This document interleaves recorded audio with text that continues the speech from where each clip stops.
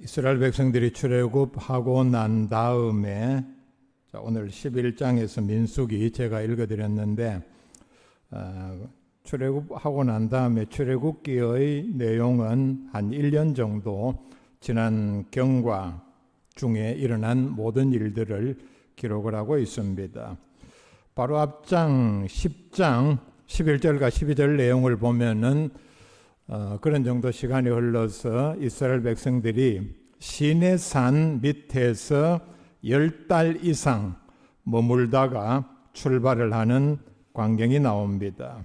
그리고 10장 33절에 보면은 출발을 한 지 본격적으로 가나안을 향해서 나아간 지 3일 뒤에 이제 오늘 제가 읽어드린 1절부터 사건이 일어납니다. 출발한 지 3일 뒤에 1절에 보면은 여호와께서 들으시기에 백성이 악한 말로 원망을 했다.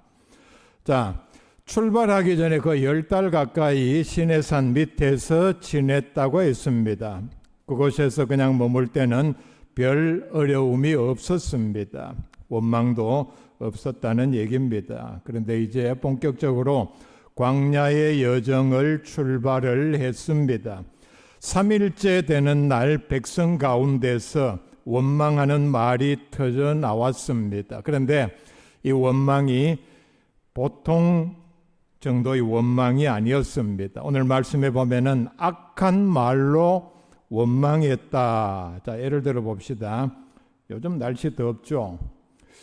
바깥에서 일을 하다가 날씨가 더우면은 뭐 짜증 나는 말, 원망이 나는 말, 우리 예수 믿는 사람이라도 할 수 있습니다. 자, 우리가 흔히 하는 말로 날씨가 와 이래 덥노, 이 정도까지는 할 수 있는 얘기죠. 하나님께서 들으신다 우리가 생각해도 아이고 날씨가 더워서 못 해먹겠다 이 정도도 가능합니다. 그런데 여기서 더 나가서 우리가 바깥에 나가면은 불신자들 또는 수준 낮은 사람들이 하는 정도의 악한 말로 하나님의 입장에서 하나님께서는 모든 우리의 원망을 다 들으시는데 하나님을 욕하며 저주하는 말까지 하면서 날씨가 덥다 이렇다면은 문제는 매우 크게 달라집니다. 자, 문제는 뭐냐면 1절에 분명히 말씀을 합니다. 여호와께서 들으시기에, 그 다음에 여호와께서 들으시고 하나님께서 이런 인간의 악한 말 원망을 다 들으셨다는 얘기입니다. 자, 뒤에 14장 여러분 한번 찾아보시기를 바랍니다.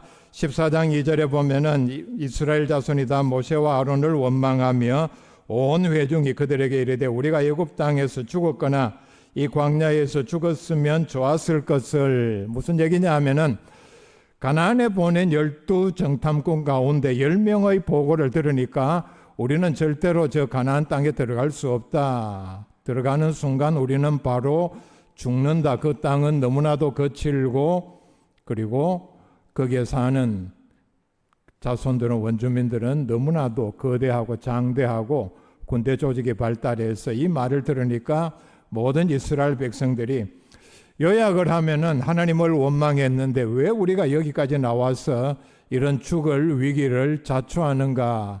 차라리 죽었으면 좋았을 것을 이렇게 원망을 했습니다.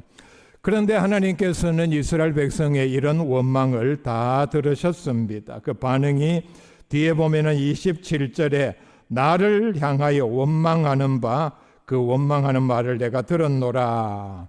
자, 그래서 내가 들었으니까 너희들 원하는 대로 내가 너희에게 행하리니 너희 모든 사람 그대로 다 광야에서 차례대로 죽을 것이라. 여호수아와 갈렙을 제외하고는 하나님께서는 놀라웠게도 그 원망을 다 들으셨고 너희들 원하는 대로 내가 다 해주겠다.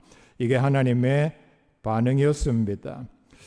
아마 1절에 나오는 이 사람들의 원망도 저주를 하면서 우리가 흔히 하는 말로 차라리 죽는 게 낫지 않겠는가, 아마 이런 원망을 했을 것입니다. 그래서 하나님께서 진노하셨고, 자 1절 말씀 뒷부분에 보면은 여호와의 불을 그들 중에 붙여서 진영 끝을 사르게 하심에, 하나님께서 즉각적으로 불을 내리셔서 진영 끝을 이렇게 불태우는 가운데 있습니다.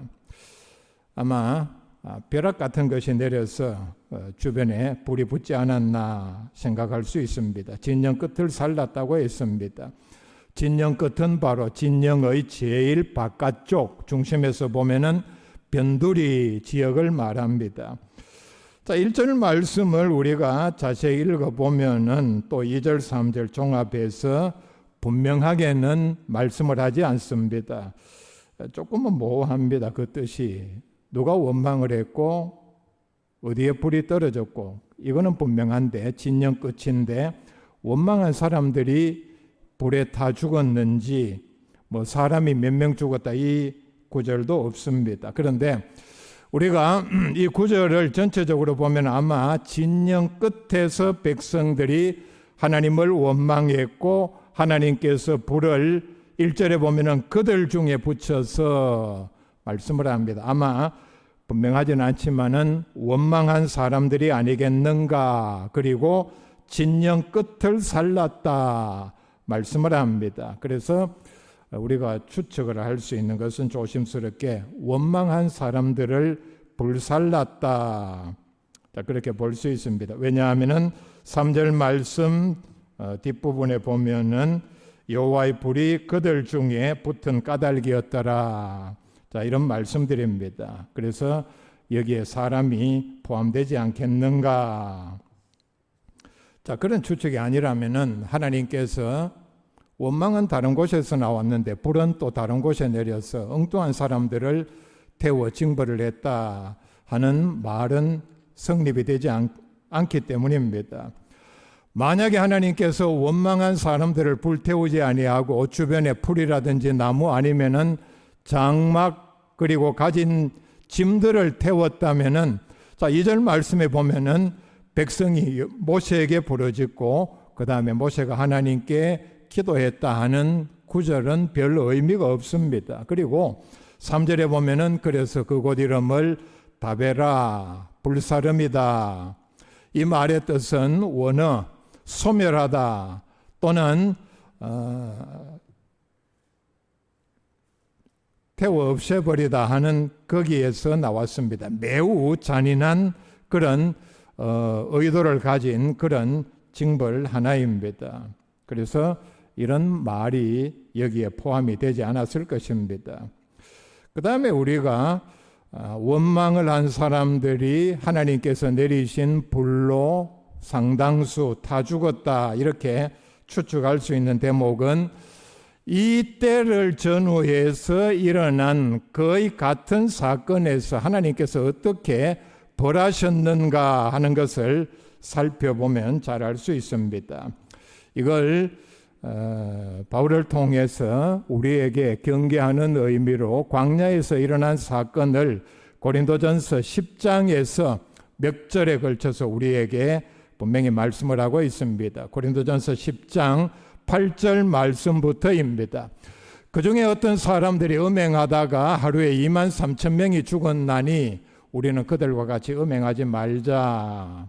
자, 조금 뒤에 나오는 민수기 25장에 나오는 사건입니다. 모압을 지날 때에 이스라엘의 젊은 사람들이 모압 여인들의 유혹을 받아서 그곳으로 가서 우상 숭배를 하고 또 그 당시 우상 숭배의 하나인 그곳 음란한 여자들과 육체적인 관계를 가진 사건을 말씀을 합니다. 그 음란에 관련된 숫자가 2만 3천 명이다. 그 숫자에 우리가 엄청 놀라죠. 이렇게 많은 그런 음란이 한 자리에서 일어났는가 아주 짧은 시간에. 자, 그래서 여기에 보면은 2만 3천 명이 죽었다. 분명히 하나님의 징벌입니다. 그 다음에 9절 말씀입니다. 9절 말씀에 보면은 그들 가운데 어떤 사람들이 주를 시험하다가 뱀에게 멸망하였나니 우리는 그들과 같이 시험하지 말자. 민수기 21장에 나오는 사건입니다. 광야에서 길이 험하고 그 다음에 광야에서 그러면 우리를 여기서 죽게 하려는가 하나님을 원망했습니다. 그들이 만나를 먹고 있었음에도 여기에는 먹을 것도 없고 물도 없다. 그리고 만나만 먹는 것이 실증이 나서 하나님을 원망했습니다. 자, 엄청나게 많은 이적들을 체험하고도 불평하는 내용을 보면은 굉장히 여러 가지로 모든 면에서 다 하나님을 원망하고 있습니다. 엄청난 이적을 체험했다고 했죠. 그런데 하나님의 인도와 보호하심을 믿지 못하고, 그 다음에 더 중요한 것은 하나님의 인내를 시험했다는 데 문제가 있습니다. 무슨 얘기냐 하면은 우리가 아무리 이렇게 하나님을 원망하고 불평하고 불순종해도 하나님께서는 우리를 벌하지 않으실 것이라. 자, 이래서 하나님께서 보낸 불뱀에 물려서, 자, 6절에 보면은 그 사건의 마지막에 보면은 죽은 자가 많으니라 그렇게 말씀을 합니다. 그 다음에 10절 말씀에 이렇게 말씀을 합니다. 그들 가운데 어떤 사람들이 원망하다가 멸망시키는 자에게 멸망하였나니 너희는 그들과 같이 원망하지 말라. 광야에서 지내는 40년 동안 이스라엘 백성들은 보면은 거의 많은 사건에서 원망을 했습니다. 자, 제가 오늘 3절 말씀까지 읽었는데 바로 4절부터 보면은 이스라엘 백성 가운데 원망하는 사건을 기록을 하고 있습니다. 이스라엘의 원망의 역사를 한번 살펴봅시다. 출애굽에서 홍해 앞에 다다랐을 때에 앞에는 바다, 뒤에는 애국 군대가 추격해 오자 원망을 했죠. 참 원망하는 내용도 가관입니다. 애굽에 매장지가 없어서 우리를 이곳으로 이끌어내서 여기서 죽게 하는가. 마라에서 물이 쓰자 하나님께 원망을 했습니다. 14장에서 보면은 가데스 바네아에서 제가 조금 앞에 말씀을 드렸습니다. 그런데 이 사건은 여러 많은 사건 가운데 민수기 16장의 사건을 말씀을 하고 있는 것으로 보입니다. 고라의 반역이 일어났고 여기에 많은 추종자들이 있었습니다. 1차적으로 이 추종자들은 땅이 갈라져서 산 사람이 그냥 그대로 산채로 땅 속으로 빨려 들어가고 땅이 다시 닫혀서 그대로 매장이 되었습니다. 여기에 몇 명이 이렇게 징벌을 받았다 숫자는 나오지 않고 있습니다. 그 다음에 고라와 함께 향을 드린 250명의 지도자들이 여호와로부터 나온 불에 다 죽었고, 이렇게 되자 그 다음 날 많은 사람들이 모세와 아론을 원망을 했습니다. 자, 그러자 여기에 전염병이 돌았는데 죽은 숫자가 14,700명이었습니다. 우리가 이런 면에서 보면은 원망은 인간의 본성이고 저절로 나오고 그게 무슨 죄가 되는가. 자, 앞에서 드린 모든 예를 보면은 하나님 앞에 원망을 하는 것이 엄청난 죄라는 사실을 잘 알 수 있습니다. 그러니까 자, 다시 정리를 하자면은 광야에서 음행으로 우상 숭배를 하고 하나님을 시험하고 원망해서 여기에 관련된 사람은 거의 대부분 다 죽었다는 사실입니다. 자, 그러므로 1절 말씀에 진영 끝의 원망한 사람들도 상당수 거의 대부분 불에 멸망당한 것으로 우리가 추정을 할 수 있습니다. 자, 중요한 것은 이 사건이 일어난 진영의 끝은 어디인가? 2장에 보면은 이스라엘 백성들은 광야에서 머무를 때나 행진을 할 때에 중심에 언약궤를 두고 그 다음에 사방으로 각 세 지파씩 동서남북으로 나누어서 배정을 했습니다.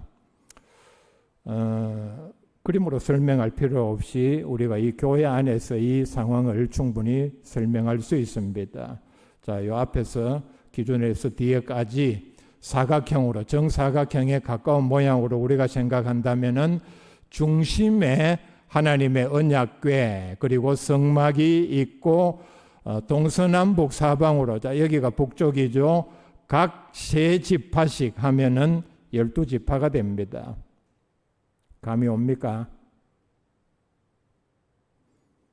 그리고 중심에 언약궤 주변에 다른 한 지파, 원래 계수할 때는 산입하지 않는 레위 지파, 제사장, 자 이런 분들을 중심에다가 배치를 했습니다. 그래서 원래는 이스라엘은 13지파 이렇게 그렇게 되면은 성경에 이 광경을 묘사를 하진 않았지만은 이게 사각형 모양이 아닌가. 이스라엘 전체 진영은 오래 행군을 하다 보면은 이게 원에 가까운 모습이 될 수도 있습니다. 그래서 진영 끝은 전체 이스라엘 진영의 제일 바깥쪽 어디든지 아니면은 끝 모서리 네 군데 이렇게 생각할 수 있습니다. 그러니까 중심에 위치한 하나님의 언약궤, 십계명 돌판이 들어있고 그 다음에 만나가 들어있고 오늘 말씀에서 보면은 아론의 쌍난 지팡이는 그 이후의 일입니다. 그래서 언약궤라든지 성막 또 제사장 무리들과는 가장 멀리 떨어진 장소가 바로 진영 끝입니다. 진영 모서리라고도 볼 수 있습니다. 가운데 있는 언약궤, 성막, 그 다음에 제사장들은 하나님께서 함께 하신다는 증거로 이스라엘 백성들이 다 볼 수 있게 계속해서 하나님께서는 그 증거를 보여주셨습니다. 성경에 보면 몇 가지가 나오는데 낮에는 구름 기둥으로 밤에는 불 기둥으로. 제가 이렇게 말씀드리면은 구름 기둥, 불 기둥은 이스라엘 전체를 덮었다는 표현보다는 분명하게 성경은 말씀을 합니다. 항상 성막 위에 머물렀습니다.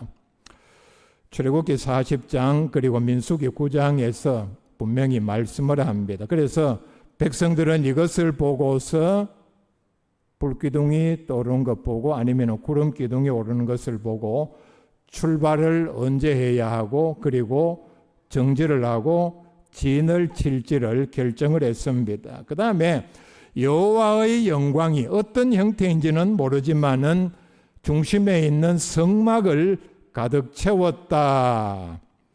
출애굽기 40장 34절부터 38절에 그렇게 말씀을 합니다. 그리고 이걸 온 이스라엘이 다 보았다.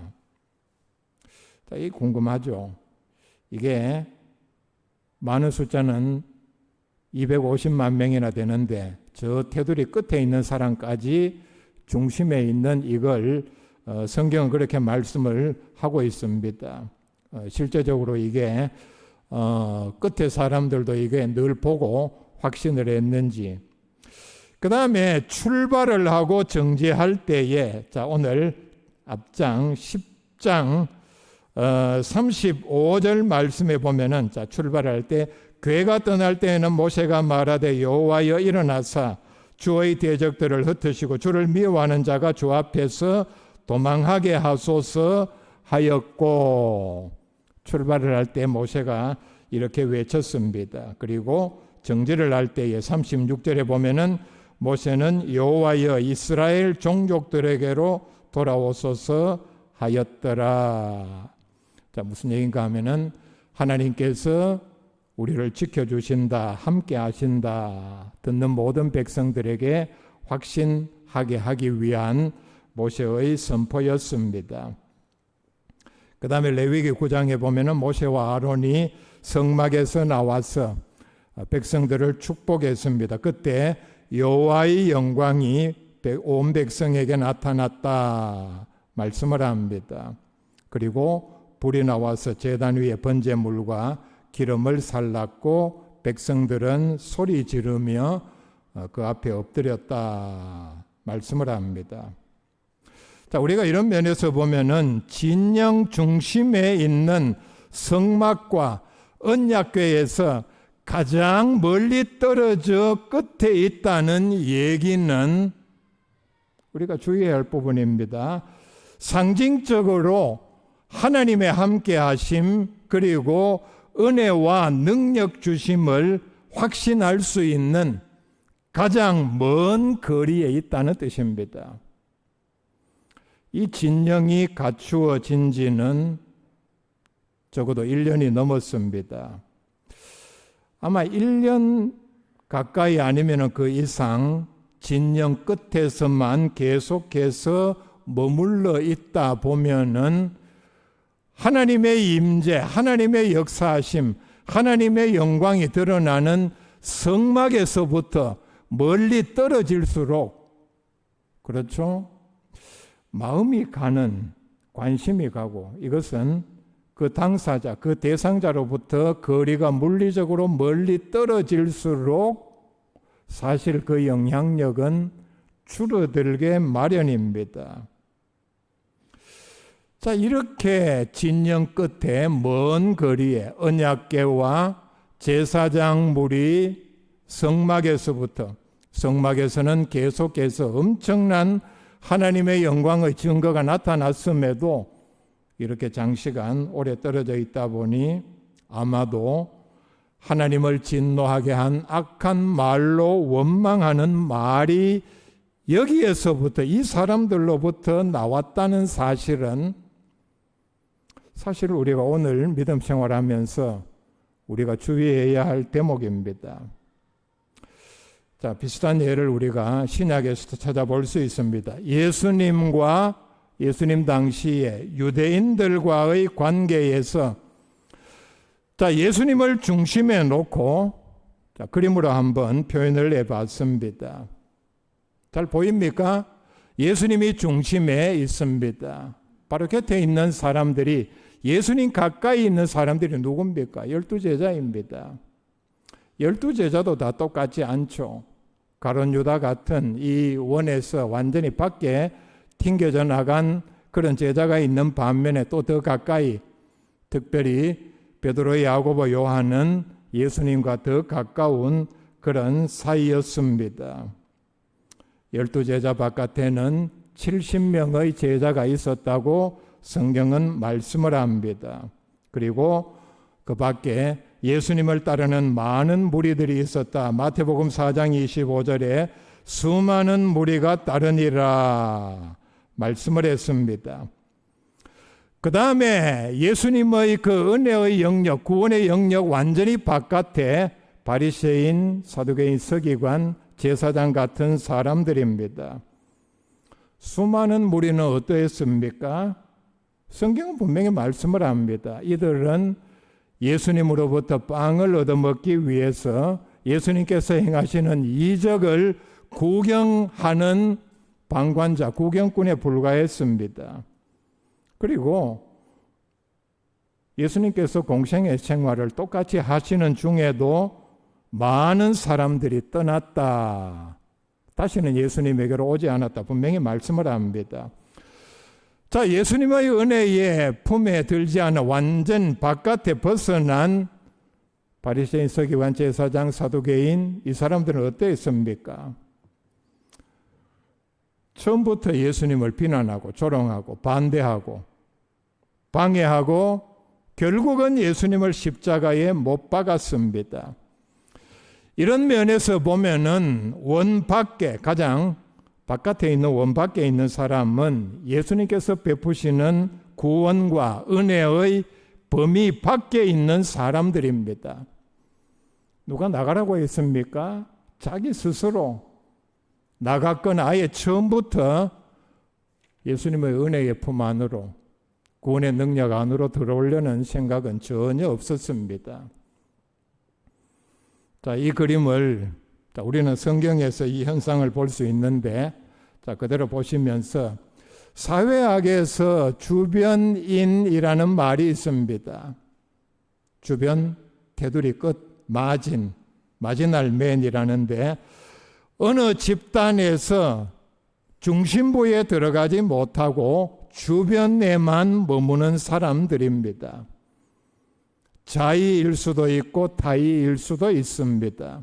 그리고 그 집단에 소속이 되어 있지만은 소외된 사람들입니다.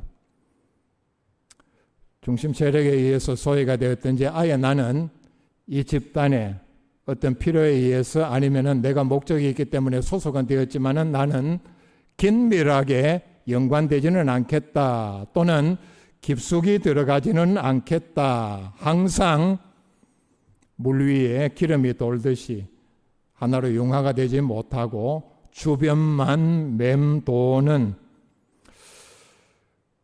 그래서 이런 사람들은 그 집단에 대한 소속감은 전혀 없습니다. 자, 중요한 것은 우리가 속한 교회입니다. 교회를 예를 들어 보십시다. 아까 제가 자의 또는 타의라고 했는데, 교회에서 누가 주변에서 있는 사람들에게 너는 우리 교회 중심부로 들어오지 마라 밀어내는 경우는 없습니다. 그런 교회 있습니까? 당신은 어떠하니까? 온 지 얼마 안 됐으니까? 아니면은 이런 약점이 있으니까 우리 중심으로는 들어오지 마세요. 당신은 항상 우리 집단, 우리 교회 언저리에, 주변 변두리에 머무는 주변인으로만 사세요. 그렇게 하지는 않습니다. 사실은 교회 안에서 중심인물이 되지 못하고 주변에만 항상 머무는 소속감도 없는 이런 이유는, 일단은 우리가 예수님이 그림에서 보듯이 자기 자신에게서 먼저 원인을 찾아야 합니다. 자, 주변인으로 신앙생활한다 하면서 교회를 중심으로 믿음 생활하지 못하면은 교회는 뭐라 그랬습니까? 머리가 되시는 예수님을 중심으로 살아있는 몸과 같다 그랬습니다. 몸은 반드시 교회에 붙어 있어야 한다는, 그 머리에 몸에 붙어 있어야 한다는 말씀을 했습니다. 주변인으로만 있으면은 나는, 자, 우리 교회 예를 들어 봅시다. 상관교회 어느 직분자다 하는 소속감은 거의 없습니다. 자, 이러면은 성도 간에 반드시 유지해야 할 친밀한 교제, 교회를 위하여 기도하고 충성하는 일에 적극적으로 참여를 하지 않습니다. 교회를 위한 의무감, 책임감도 별로 없다는 얘기입니다. 주변인들이 잘하는 일은 다른 사람을 아니면 교회 자체에 대한 원망이나 비판밖에 없습니다. 그럴 가능성이 많다는 얘기입니다. 조금만 섭섭하거나 여차여차하면은 그냥 쉽게 떠나버립니다. 바로 이런 면에서 보면은 오늘 말씀에 나오는 진영 끝의 사람들이고, 이 그림을 보면은 예수님의 구원의 능력 범위 밖에 있는 사람들입니다. 이걸 불신자들은 어떤 집단의 주변인이라 이렇게 설명을 했습니다. 주변인은 바로 진영 끝의 사람들과 같은 뜻입니다. 자, 우리가 이런 면에서 보면은 나는 영적으로 지금 어떤 위치에 있는가, 성막 가까이 있는가. 그래서 하나님의 임재, 하나님의 영광에 이스라엘 백성들과 함께 하신다는 놀라운 이적 같은 일을 가까이에서 늘 보고 하나님의 은혜의 능력 안에 있는가. 물론 이 표현은 조금 엄밀하게 따지면 문제가 있습니다. 하나님의 은혜가 어떤 거리에 따라서 제한을 받는다는 얘기는 아닙니다. 문제는 내 마음의 거리입니다. 나와 하나님과의 영적인 거리, 심리적인 거리는 교회 안에서 교회를 생각하는 이 거리는 얼마만큼 떨어져 있는가. 자, 이렇게 마음으로 영적으로 거리가 떨어져 있으면은 하나님께서 함께 하신다는 증거를 눈으로 늘 보고 확인하기에 약할 수밖에 없다는 얘기입니다. 예수님의 제자라면은 나는 예수님과 가까이 있는 예수님의 제자도 등급이 있다 그랬죠. 특별히 복음서에 보면은 베드로, 야고보, 요한은 예수님의 제자 중에서도 특별한 제자였습니다. 요한복음 15장에서 말씀하는 예수님의 은혜의 품 안에 있는가, 예수님 안에 있는가, 내가 예수님의 안에 있는가, 내가 예수님에게 붙어 있는 가지인가, 예수님으로부터 모든 능력과 은혜를 늘 받는 그런 관계를 유지하고 있는가, 우리가 돌아보아야 합니다. 자, 이런 경우는 어떤 경우에도 흔들리지 않습니다. 예수님과 항상 가까이 있었던 세 제자, 예수님께서 부활 승천하신 다음에 딴 길로 갔다. 있을 수 없는 얘기입니다. 교회의 중심 인물이라고 생각하면서 예배에 참여를 하고 충성하고 봉사를 하십니까? 그런 마음으로 교제를 하십니까? 그런 생각이 있는 사람은 자기보다 아직 신앙이 어린 사람, 저 원어로 말을 하자면은 자기보다 바깥 테두리에 있는 사람을 향해서 항상 배려를 합니다. 자기 자신을 먼저 낮춘다는 얘기입니다. 잘못해도 인내한다는 얘기입니다. 우리가 이런 마음을 가져야 합니다. 반대로 주변에는 그런 마음이 없습니다. 반대로 한다는 얘기죠. 구경만 하고 자기 신상이 육신적으로 마음에 들지 않으면 쉽게 원망을 합니다. 자, 오늘 말씀에 보면은 하나님을 진노하게 한 악한 원망이 진영 끝에 위치한 사람들에게서 나왔습니다. 자, 저 그림도 마찬가지입니다. 계속해서 예수님을 비난하고 방해한 사람들은 저 원의 테두리 완전 바깥의 사람들입니다. 그래서 물리적인 위치, 진영 끝, 사실 우리가 믿음 생활하면서 내가 교회 안에서 영적으로 어느 위치에 있는가 우리가 늘 돌아보아야 합니다. 그래서 이스라엘의 이 진영의 대형은 바로 가나안을 향해 가는 그런 행군하는 그 진영의 모습입니다. 그래서 천국을 향하여 나아가는 믿음의 여정에 우리는 항상 감사와 충성으로 전진하는 우리의 믿음의 교회, 믿음의 대열 다 될 수 있기를 바랍니다.